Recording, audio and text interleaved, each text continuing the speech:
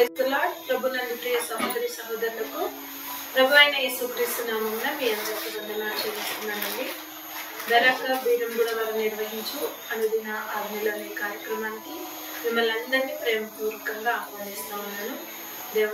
మిమ్మల్ని అందరినీ కూడా దేవుడు దర్శిస్తున్నాడని, ప్రతిదినము మిమ్మల్ని అందరినీ బలపరుస్తున్నాడని నమ్మి దేవుని స్తుతిస్తా ఉన్నాను.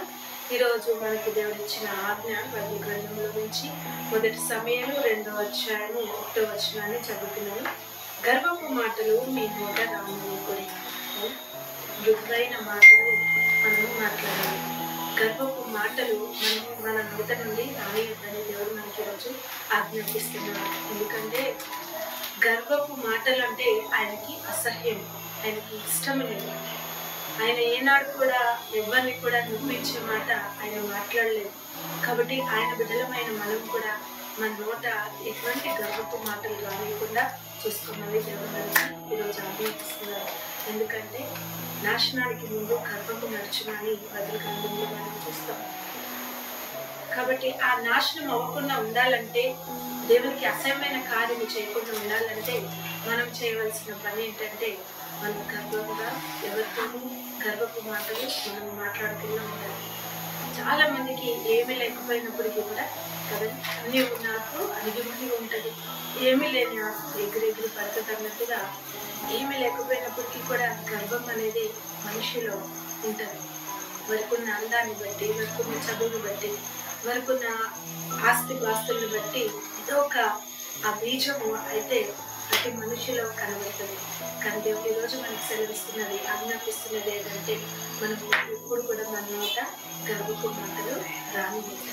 బైబిల్ గ్రంథంలో మనం చూస్తాం, ఎస్తేర్ గ్రంథంలో అశ్వరోష పాలనలో తన భార్య అయిన వస్తే తను ఆ ఏలుబడిని తన ఘనతనంతా చూపించుకోవడానికి రాజు గనులన్నింటికి అల్పులన్నింటికి అందరినీ పిలిచి చాలా ఘనంగా విందు చేస్తూ చాలా సంతోషంగా ఉంటున్న సందర్భంలో తన భార్య ఎంత అందంగా ఉంటుందో అందరికీ చూపించాలని రాణి కిరీటం ధరించుకొని అందరి ముందు వచ్చి కనపరచమని ఆజ్ఞాపిస్తారు. కానీ మనం చూస్తాము, ఆమె రావడానికి ఇష్టపడకపోవడం మూలన ఆమెకు జరిగిన పని ఏంటంటే, నా అందాన్ని అందరికీ ఎందుకు చూపించాలని తన భర్త మాటనే ఆమె అంగీకరించలేదు, ఒప్పుకోలేదు. కాబట్టి ఆమె తన స్థానాన్ని పోగొట్టుకుంది. ఆమె స్థానాన్ని పోగొట్టుకున్న తర్వాత మనం చూస్తాము, ఎస్తేరు వస్తికి బదులుగా రాణి అవుతుంది. రాణిగా ఎంపికవడానికి చాలా మంది కన్యకలు ఉంటారు. కానీ అందులో ఎస్తేరుని దేవుడు ఎంపిక చేయడానికి సహాయం చేస్తాడు. ఎందుకంటే ఆమెలో ఉన్న ఆ వినయత్వము, ఆ దీనత్వము బట్టి దేవుడు ఆమెను కనపరిచినట్లుగా మనం చూస్తాం. దీన మనసులే ఘనత వహిస్తాం, గర్వము అని చేస్తాం. ఈమె వస్తి తన స్థానాన్ని గర్వించి పోగొట్టుకుంది. దీన మనసు కలిగిన ఈమె రాణిగా ఎంపికయింది. దేవుడు తప్పకుండా మనల్ని కనపరుస్తాడు. ఎప్పుడైతే మనము విరిగి నలిగి ఆయనకి ఇష్టలుగా మనం జీవించినప్పుడు దేవుడు కూడా మనకి ఒక ఉన్నతమైన స్థాయిని అనుగ్రహిస్తాడు. కాబట్టి మన ఎన్నడూ కూడా గర్వపు మాటలు రాకుండా మనం జాగ్రత్తగా చూస్తున్నాము. ఆజ్ఞలు కట్టుకుంటూ ముందుకు సాగుదాం. ఇప్పుడు దేవుడు మనందరూ కూడా అనుగ్రహించగా చిన్న ప్రార్థన చూస్తున్నాం.